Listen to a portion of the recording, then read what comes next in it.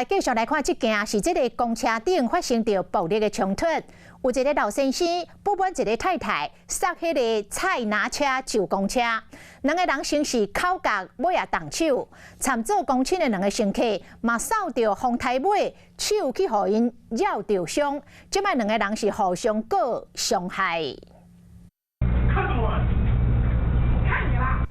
一日正后排附近人甲老先生本来干那冤家尔，这个老先生呢无张无弛，为下面甲杀一个，这个附近人起一个起身了，互对方搁杀倒去。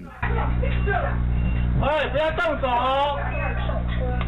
人客惊一个赶紧落车，司机嘛用麦鼓励做公亲，抑过双方拢无把手，连边做公亲的过路人嘛被咬着伤。 我看到就是他已经有朝夫人的脸挥拳了，过去想把他们双方都先拉开来，有发生一些推挤。警察过来之后，那老先生就突然说要告我。 这件公车暴力事件发生伫2早起10点外，这个附近人因为刹这个菜拿车上公车去挡着老先生，引起伊的不满，要求伊落车，两个人就冤家兼相拍，互相告伤害。其实会引起冲突的，唔那这项尔。比较挤的时候，背包或者手会碰一些，比如屁股的位置，又比较讨厌。就是可能很多件行李啊，然后可是那个时候刚好我又因帮我通勤上下班的时间，然后觉得比较挤，我不太喜欢。对。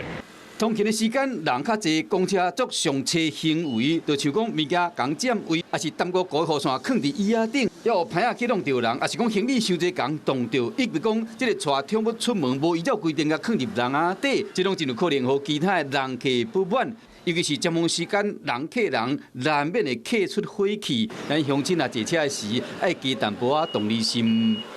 你好，我是宋彦明。想掌握最及时的新闻资讯吗？赶紧订阅、按赞、开启小铃铛，锁定华视新闻 YouTube 频道。